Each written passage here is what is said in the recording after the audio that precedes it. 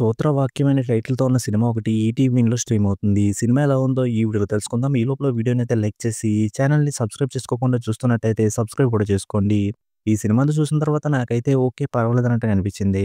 Cinema start అయిన తర్వాత క్యారెక్టర్‌ని ఇంట్రొడ్యూస్ చేయడం, వాడితో వచ్చే కొన్ని సీన్స్ చూడడానికి పర్వాలేదనిపించాయి కానీ, బాగా స్లోగా ఉన్నట్టు అనిపించాయి. అలాగే సినిమాలో మెయిన్ ప్లాట్ ఏంటనేది తెలియడానికి కూడా చాలా టైం పట్టింది. దానివల్ల సినిమా ఫస్ట్ హాఫ్‌లో చాలా వరకు సోగానే ఉన్న ఫీలింగ్ వచ్చింది.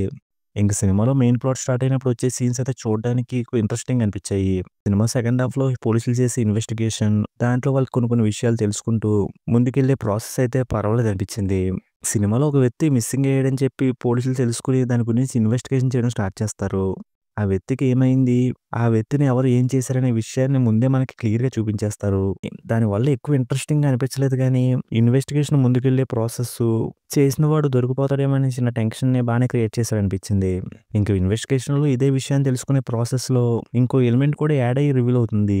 అదైతే బానే అనిపించింది. ఇంక సినిమాలో క్లైమాక్స్ కూడా పర్వాలేదనిపించింది. ఇంక సినిమాలో మెయిన్ లీడ్‌గా చేసిన హీరో గారు చాలా సెటిల్డ్‌గా చేశారనిపించింది.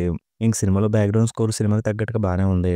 అలాగే మలయాళం సినిమా స్టైల్‌లో ఉండే సింపుల్ ఇన్వెస్టిగేషన్ థ్రిల్లర్‌ని చూద్దామనుకుంటే ఈ సినిమాని ఒకసారి ట్రై చేసుకోవచ్చు. ఇక ఈ సినిమాకి నేను ఇస్తున్న రేటింగ్ అయితే 2.5 ఔట్ ఆఫ్ 5. ఇక వీడియోని క్లోజ్ చేసే ముందు వీడియోని లైక్ చేసి ఛానెల్‌ని సబ్స్క్రైబ్ చేసుకోకుండా చూస్తున్నట్టయితే సబ్స్క్రైబ్ కూడా చేసుకోండి.